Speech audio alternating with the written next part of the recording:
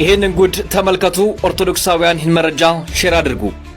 በእመቤታችን ስም እያላውቅም የሚምሉ ሰዎችን መገዝት ነበር። ግን ዛሬ አንድ በጣም ትልቅ ፈተና በገዳማችን ላይ መጥቷል። የገዳም አባቶችና እናቶችን ሊያጠፉብን ተኩላ ወደዚያ አደን ወጥተዋል።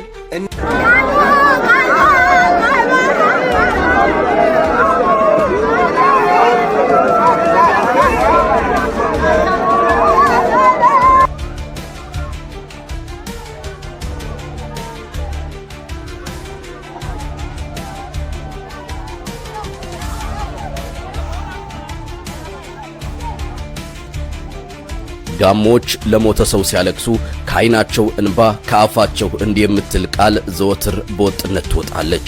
ታሳ ታናሞ። ሰላም ጤና ይስጥልኝ። እንዴት አላችሁ? እግዚአብሔር የተመሰገነ ይሁን። ወቅታዊ በሆነ ቪዲዮ ተመልሼ መጥቻለሁ። እንግዲህ እጅግ በጣም አሳዛኝ በጋሞ ብሔረሰብ ጋሞ አካባቢ እየተካሄደ ያለው እጅግ በጣም አሳዛኝ በርካታ እንግዲህ ምዕመናን በርካታ ሰዎች በደረሰው ናዳ በርካታ ሰዎች ህይወታቸውን አጥተዋል። አሁንም ድረስ እንግዲህ የተለያዩ ሰዎች አስክሬን እየተቆፈረ እየወጣ ይገኛልና ትንሽ ስለነሱ እንመለከታለን። እግዚአብሔርን እንለምናለን። የቻልነውን ያቅማችንን ደግሞ እርዳታም እናደርጋለን። ሌላው በአጆራ ተክለ ሃይማኖት ቤተክርስቲያን ገዳም ውስጥ እንግዲህ ዲያቆናት ነን እያሉ የፕሮቴስታንት እምነት ተከታዮች አጉል መርዛማ ትምህርቶችን የሚረጩ መጻሕፍቶችንም እየበተኑ እንደሆነ እየሰማን ነው። ይህ ነገር እንመለከታለን። እስከ መርሃ ግብሩ ፍጻሜ አብራችሁን ቆዩ። ላይክ እና ሼር ማድረጋችሁንም እንዳትረሱ። እስቲ በቅድሚያ በጋሞ ህዝብ እንግዲህ ቅዱስ ሲኖዶስም ዛሬ የሐዘን መግለጫ አውጥቷል። የድጋፍ እርዳታም እንዲደረግ አውጥቷል። በርካታ ብፁዓን ወሊቃነ ጳጳሳት የተሰማቸውንም ሐዘን እየገለጹ ይገኛል። በዛ ያለውን ነገር ጠቅለል አድርገን እንመልከት።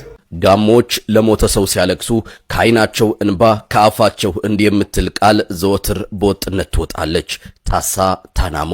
በሞተው ሰው ፈንታ እኔን ሞት ይውሰደኝ ታስጊዶ ለእኔ ይሁን ከሚል ግንድ የሐሳብ ትርጉም የተወሰደ ነው። ሞት የደረሰው እጅግ በጣም ልብን የሚሰብር አይነት ሲሆን ደግሞ ታናሞ እያሉ ያነባሉ። እኔን ይብላኝ ከሚል ቃል ጋር አቻነት አለው። የአራት ሰው አስክሬን ለማውጣት ያለ ስስት መጠነኛ ናዳ ወደ ተከሰተበት ስፍራ የተመመው ህዝብ ታናሞ ላለው ቃል ታማኝ ሆኖ እልፍ ነፍስን ገበረ። ተፈጥሮ ሞት እንደደገሰችለት ደመነፍሱ ያልነገረለት ገበሬው የሞተ ሰው አውጣለሁ ብሎ እስትንፋሱን ሰዋ። ታሳ ያለው ህዝብ እንደ ቃሉ ትርጉም ሞትን አብረው ተካፈሉት። በዚህ አደጋ የ9 ወር እርጉዝ፣ አንድ አሃዝ ከፍ የማይል ዕድሜ የያዙ ህፃናት፣ እርጅና የተጫናቸው አዛውንቶች አብረው አንቀላፍተዋል። እናት ልጇን ለአፈር ሰጥታ ባዶ እጇን ተመልሳለች። ልጆች እናት አልባ የሚል ስም በአፈር ምክንያት ተሰጥቷቸዋል። የተከፈቱ በሮችን የሚዘጋው አባወራ እንደወጣ ቀርቷል። ወደ ጋሞች መንደር ሞት ብቻ ሳይሆን ጥልቅ የሆነ ማህበራዊ ምስቅልቅል ጭምር እጁን ሰዶ ገብቷል። አሁን ይህ ህዝብ ብሔራዊ የሰብአዊነት ድጋፍ ምላሽና አብሮነትን ይፈልጋል። በእነኚህ በዞኑ መንግስት በተከፈተ የሂሳብ ቁጥሮች የአቅማችሁን ድጋፍ በማድረግ አጋርነታችንን እናሳይ። ትኩረት ለጋሞ ህዝብ። እናቶች እያለቀሱ ነው። ከ120 በላይ ሰዎች በመሬት ናዳ ጠፍተዋል። ነገር ግን ትላልቅ ሚዲያዎች ዝምታን መርጠዋል። ነገር ግን ተጽዕኖ ፈጣሪዎች ዝምታን መርጠዋል። ይህ ነገር ለምን እንደሆነ አልገባንም። ለምን ለጋሞ ህዝብ ዝምታ ተመረጠ? ለምን ለወገነ ዝም ተባለ?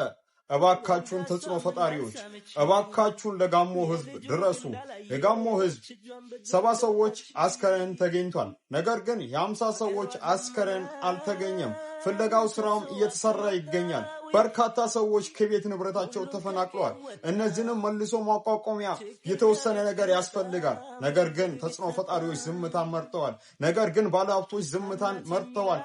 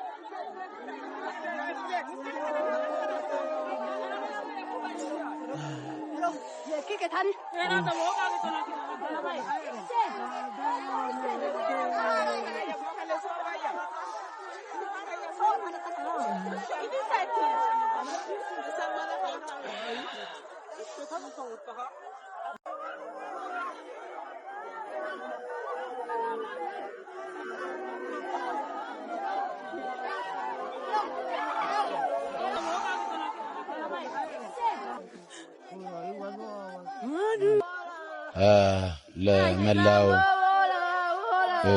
ኢትዮጵያውያን ጥሪ አስተላልፋለሁ። በጣም ልብ ሰባሪና አሳዛኝ ክስተት ነው። አሁን ገና እንደ አዲስ አስክሬን እየወጣ ያለበት ሁኔታ ነው ያለው። እስካሁን ከ60 ምናምን አስክሬን ወጥቷል።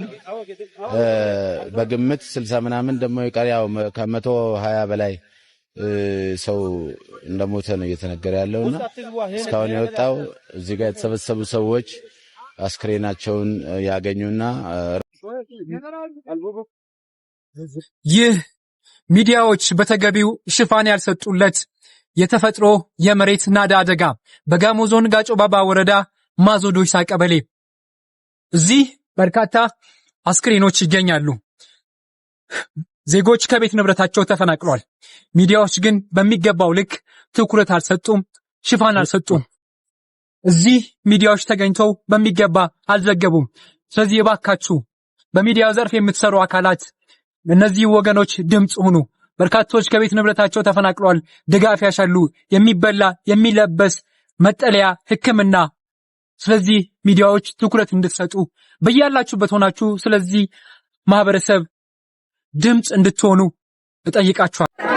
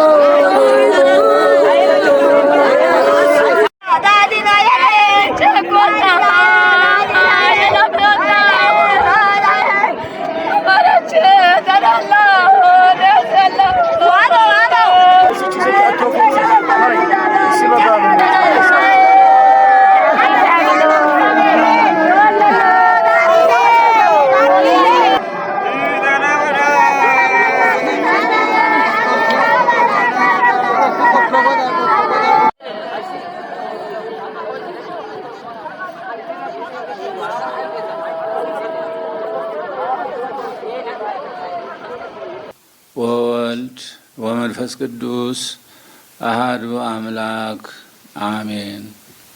በደቡብ ኢትዮጵያ ክልል በጋሞ ዞን በደረሰው የተፈጥሮ አደጋ ምክንያት ከኢትዮጵያ ኦርቶዶክስ ተዋሕዶ ቤተክርስቲያን ቋሚ ሲኖዶስ የተሰጠ የሐዘን መግለጫ መጋቢት 2 ቀን 2018 ዓ.ም በጋሞ ዞን 3 ወረዳዎች በደረሰ የመሬት መንሸራተት እና የጎርፍ አደጋ ምክንያት ሕይወታቸውን ያጡ ወገኖቻችንን ዜና ሞት የሰማነው በጥልቅ ሐዘን ነው። ከዚሁም ጋር እስካሁን የደረሱበት ያልታወቀ ከመኖሪያቸው የተፈናቀሉና ቤት ንብረታቸው የወደመባቸው በርካታ ወገኖች መኖራቸው ደግሞ ሐዘናችንን የበለጠ ከባድ እንዲሆን አድርጎታል።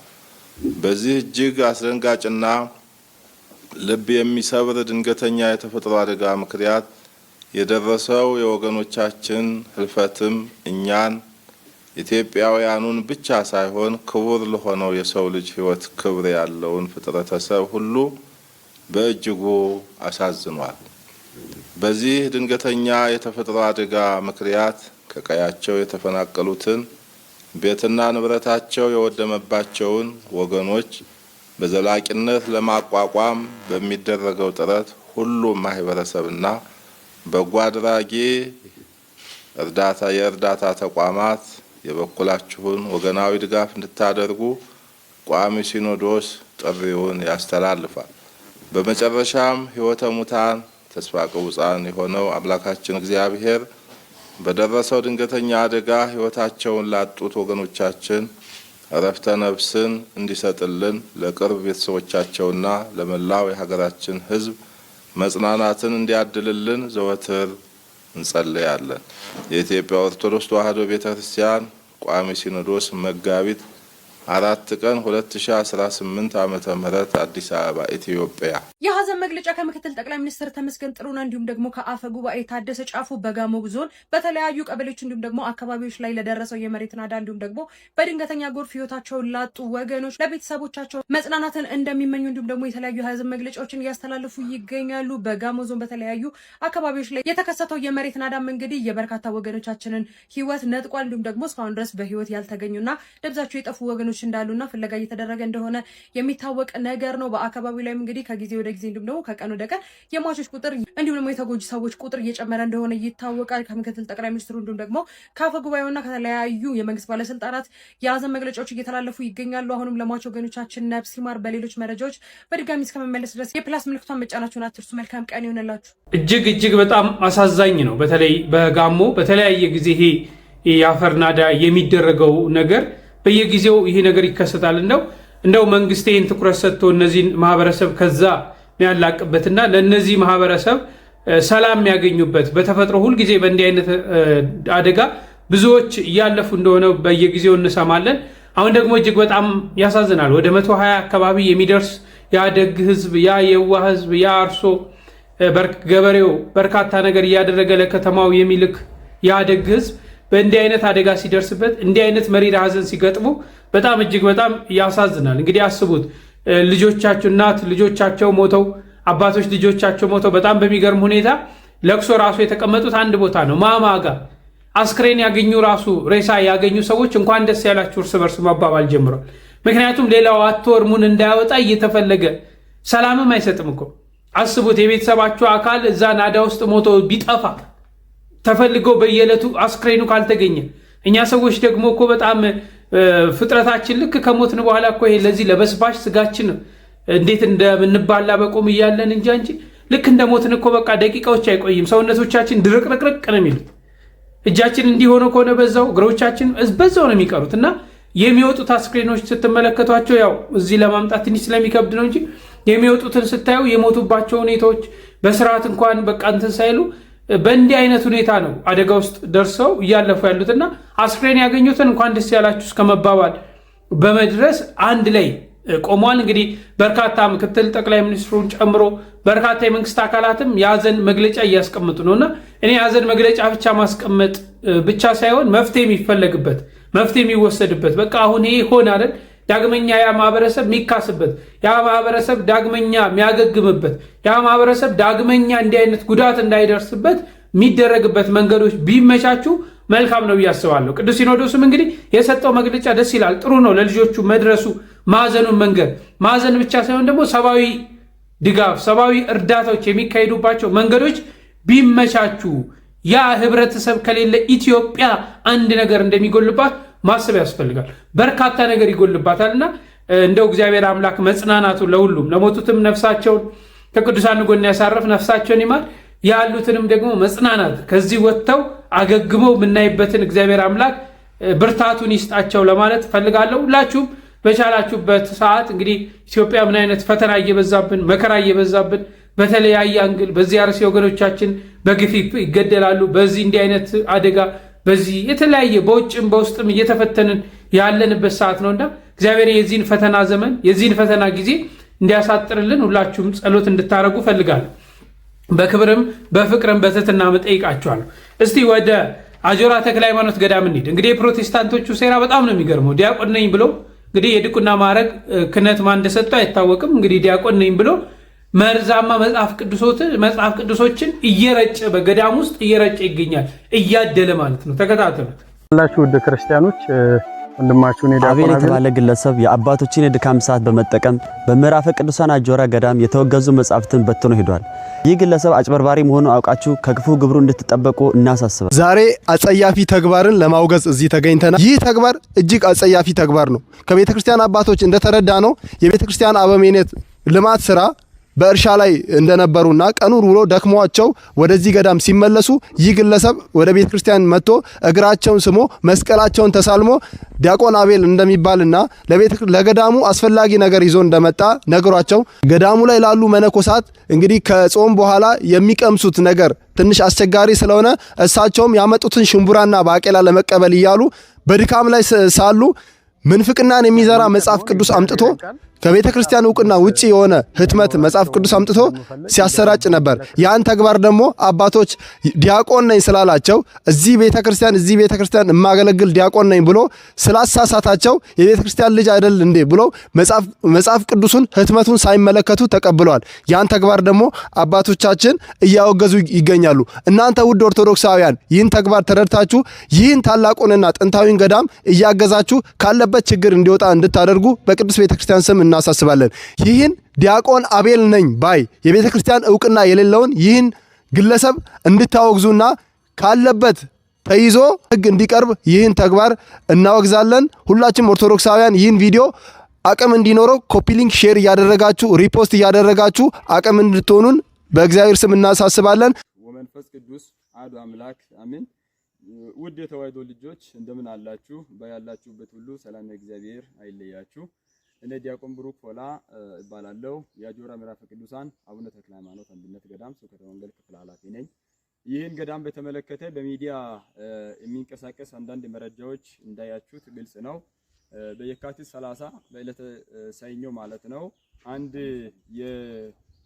የታድሶ እንቅስቃሴ አራማጅ የነበረው አቶ አቤል ወደ ገዳማችን መጥተው በእርዳታ ሰበብ ለአባቶችና ለእናቶች የኑፋቄ ትምህርት የሚያስተላልፍ መጽሐፍትን ስርጭት አድርገው እንደሄደ በሚዲያ እኛም አግኝተናልና መጽሐፍትን ሀገረ ስብከቱ በሰጠው ማብራሪያ መሰረት የሰውየውን ማንነቱን አጣርተን እሱም የኦርቶዶክስ ተዋሕዶ አገልጋይ ሳይሆን የታድሶ እንቅስቃሴ አራማጅ መሆኑን አይተን መጽሐፍትን አሁን ሰብስበናል። በዕለቱም ወደዚህ ገዳም ብቻ አይደለም ወደ ብዙ አድባራት እንደሄደ መረጃዎች አሉ። በዚህ አጋጣሚ ማሳሰብ የምፈልገው ነገር ምንድነው? በእርዳታ ሰበብ ወደ ተለያየ ገዳማትና አድባራት እንዲህ አይነት ክፉ መርዝ የሚያሰራጩ መጽሐፍት ስርጭት ሊደረጉ ስለሚችሉ ጥንቃቄ እንድታደርጉ ማሳሰብ እንወዳለን። ይህንን ጉድ ተመልከቱ። ኦርቶዶክሳውያን ይህን መረጃ ሼር አድርጉ። በእመቤታችን ስም ምዬ አላውቅም የሚምሉ ሰዎችን ምገዝት ነበር። ግን ዛሬ አንድ በጣም ትልቅ ፈተና በገዳማችን ላይ መጥቷል። የገዳም አባቶችና እናቶችን ሊያጠፉብን ተኩላ ወደዚያ አደን ወጥተዋል። እንረርስላቸው። በወላይታ ሶዶ ወደዚያ አንድ ፕሮቴስታንት መጽሐፍ ቅዱስ ልሸልም ለእር ነው እያለ ወደዚያ እየሄደ እናየዋለን። እንግዲህ አዲስ ኪዳንና መጽሐፈ መዝሙር ይባላል። አዲስ መጽሐፍ ነው። እነን ያነባሉ። እዚህ ጋር መጽሐፍ ቅዱስ አለ። እነሱም እንግዲህ እነመሆይ ያስፈልጋቸው ከሆነ ሌላ መጽሐፍ ደግሞ ነበር ካላለቀ እነዚህ መጽሐፍቶች አሉ። እነዚህ እሺ ያነባሉ በደንብ ኦኬ። ካህኖት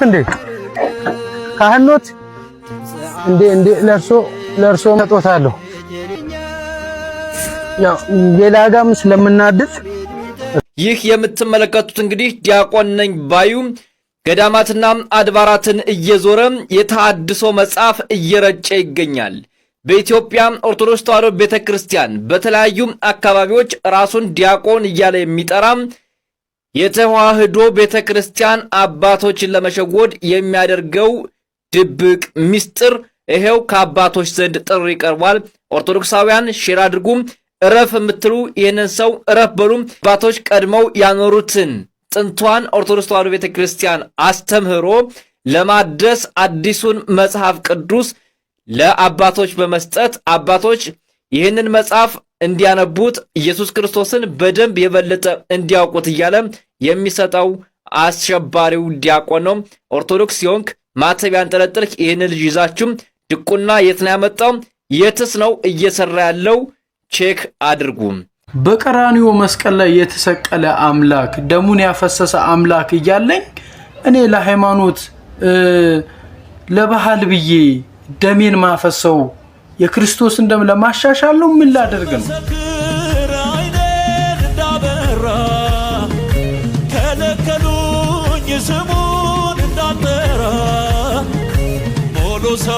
ሁላችሁም ከመቀመጫችን ብድግ ብለን ለመጋቢ አዲስ በጋሻው ደሳለኝ እናጨበጭባለን።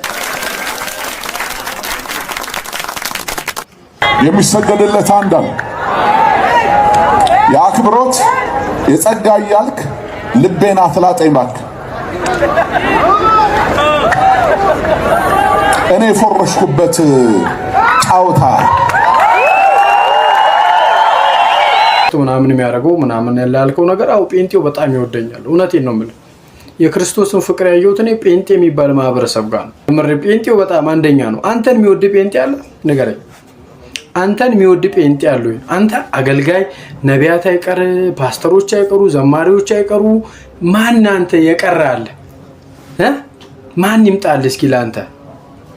አንተ እንደመናኝ አንድ ክፍል ቤት ቁጭ ብለህ ላይ ቆልፈ ሁላችሁም እንዳያችሁት ነው።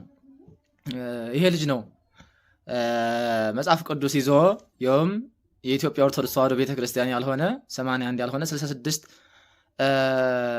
ጉንጽል የሆነ መጽሐፍ ቅዱስ ይዞ በገዳም እየዞረ አባቶች ኢየሱስ ክርስቶስን በጣም በደንብ እንዲያውቁት እያለ እየዞረ የተጎነጸለ መጽሐፍ ቅዱስ አድላለሁ የሚል ዲያቆን ነኝ ባይ የድሮ ፎቶውን እየለቀቀ የቤተ ክርስቲያን ልጅ ነኝ የሚል የሚያጨረብር ይሄ ልጅ ነው። በጣም ተጠንቀቁበት። መድኃኔዓለም ይመስገን መጽሐፍ ቅዱስ የተቀበሉት ገዳማውያን በጊዜው ተሎ በለው የልጁን ማንነት ሰምተው አጣርተው በየማህበረ ሚዲያው የሚዞዘዋረው ነገሮች ምናምን ሁሉ ነገሮችን ሰምተው መጽሐፍ ቅዱስን አስቀምጠውታል። ማንም እንዳያነበው ተደርጓል። አሁንም ደግሞ ወደፊትም ደግሞ ገና ብዙ መጽሐፍ ቅዱሶችን በየገዳማቱ እየዞር በየቤተ ክርስቲያኑ እንሰጣለን ምናምን እያለ ነው። ኦርቶዶክሳውያን ይህንን ቪዲዮ ለሁሉም ሸር እያደረጋችሁ በጣም ለሁሉም እንዲያውቀው ልጁ ማንነቱን እንዲታወቅ በቤተ ክርስቲያን በኩል ተቀባይነት እንደሌለው እና ደግሞ የፕሮቴስታንት ደጋፊዎች የፕሮቴስታንት ማህበር ተቀላቃይ ስለሆነ እንደዚህ ያለ ነገሮችን ሁሉ የሚያደርግ ልጅ ስለሆነ በጣም ልትጠነቀቁበትና ልትነቁበት ይገባል። ሁላችሁም ይሄ ልጅ በጣም በደንብ መርምሩት፣ ወቁት። በማንኛው በእናንተ አካባቢ ሁላ በሚመጣበት ሰዓትና ጊዜ ሁላ በጣም ንቁበት። የቤተክርስቲያን ልጅ ነኝ የሚል ነገር ግን አስመሳይ የሆነ የነ ፓስተር ዮናታን ተከታይ የሆነ ልጅ ነው። እንደተከታተላችሁት ነው እንግዲህ ገዳማ አያችሁ። አሁን የፕሮቴስታንት እምነት ትክክል አይደለም የምንለው በስስ ጎናቸው እየገቡ ነው። እንግዲህ ይሄ አጆራ ተክለ ሃይማኖት ገዳም እንደሚታወቀው በርካታ ችግሮች አሉ። መቼም በክፍለ ሀገር የሚገኙ ገዳሞቻችን ምግብ እንኳን የማግኘት መሰረታዊ ነገር የማግኘት የተለያዩ ነገሮችን የማግኘት ችግር አለ። ቤተ ክህነቱ የተለያየ ነገር ቀይሶ ቢሰራ እነዚህ ነገሮች ሁሉ ይቀረፋሉ። ለምን መሰላችሁ? እኔ ምን እንደሚቆጨኝ ታውቃላችሁ? በተለይ በከተማ የሚገኙ አድባራቶች ቢያንስ በክፍለ ሀገር ያሉ 5-6 አድባራትን አንድ ቤተክርስቲያን ለምሳሌ ቦሌ መድኃኔዓለምን ብትጠቅሱ ቦሌ መድኃኔዓለም በስሩ 6-7 ቤተክርስቲያን መያዝ ይችላል።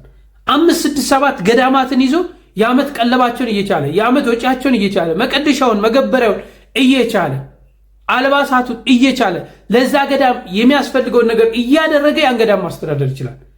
በርካታ ነዋያት ከዚህ ስለሚገኙ ማለት ነው። ዛሬ ግን በቤተክርስቲያናችን እንዲህ አይነት ነገሮች እየተካሄዱ አይደል። እርስ በርስ ቤተክርስቲያን እየተረዳዳች አይደል። የሚገኙ ነገሮችን ወደ ሽያጭ ወደ ገበያ ነው የሚወሰደው እንጂ እዛ ገጠር ያለችውን ቤተክርስቲያን እኮ አንዲት ናት። እና ምን ለማለት ፈልጌ ነው፣ እንዲህ ስለማይደረግ በችግሮቻቸው እየገቡ ፕሮቴስታንቱ የሚያስፈልጋቸውን ነገር ገንዘብ ከሆነ ገንዘብ፣ እህል ከሆነ እህል፣ ልብስ ከሆነ ልብስ፣ የሆነ ነገር የሆነ ማቴሪያል ከሆነ ያን ማቴሪያል ይዘው ሄዱና ያታልሏቸዋል። አሁን እንግዲህ ይሄም እንግዲህ ምንድነው ባቄላ ነገር ነው ምንድነው ይዞ ሄደ። ዲያቆን ነኝ አለ፣ መጽሐፍ ቅዱስ ልስጣችሁ አለ፣ መጽሐፍ ቅዱስን አደለው። ዲያቆን ነው ብለው እዚህ አገልግያለሁ አለ። ያን መጽሐፍ ቅዱስ ሳይመረምሩ ተቀበሉት። ነገር ግን ያ መጽሐፍ ቅዱስ መርዛማ ነው፣ የኢትዮጵያ ኦርቶዶክስ ተዋሕዶ ቤተክርስቲያን መጽሐፍ ቅዱስ አይደለም ማለት። አሁን በዚህ ደረጃ እርስ በርስ መታለን፣ በዚህ ደረጃ ነው እንደ ሃይማኖታችሁንስ የምታስተዋውቁት? በዚህ ደረጃ ነው እንደ ሃይማኖታችሁን ሰዎች እንዲቀበሉት የምታደርጉት? በዚህ ደረጃ ነው እንደ እውነተኛ እምነት እውነተኛ ክርስቶስን የምትሰብኩት? ሐሰተኞች መሆናችሁ ራሱ ይሄ አንድ ማስረጃ ነው። እና ደስ የሚለው እንግዲህ አባቶቻችን እንደተመለከታችሁት ነው። በርካታ ቪዲዮዎችን አይታችኋል።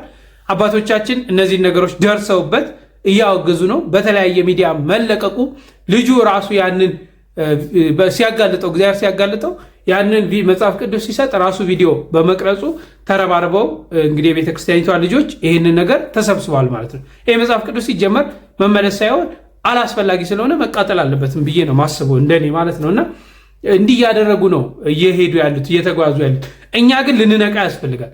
አባቶቻችንን በስስ ጎናቸው እየገቡ የሚያታልሏቸው ያ ስስ ጎናቸው መሙላት አለብን። በተለይ በክፍለ ሀገር ለሚገኙ አባቶቻችን ምንም ብናደርግ አይቆጭም። በከተማ ላለው ይቆጫል እያልኩ አይደለም፣ ግን በበረሃ ያሉት ይቺን ዓለም ንቀው ይቺን ሁሉ ነገር ንቀው ነው ለእኛ ጸሎት ሲያደርጉ ያቺን ቤተክርስቲያን ይዘው የክርስቶስን ወንጌል ሲያስቀጥሉ ያሉትና ለእነዚህ አባቶች ልንደርስላቸው ያስፈልጋል ብዬ አስባለሁ። ደጋሞን ብሔረሰብ እግዚአብሔር አምላክ መጽናናቱን ያድልን እንዳለው በሌሎች መረጃዎች ተመልሼ እመጣለሁ። እስከዛው ድረስ ቸር ቆዩልኝ።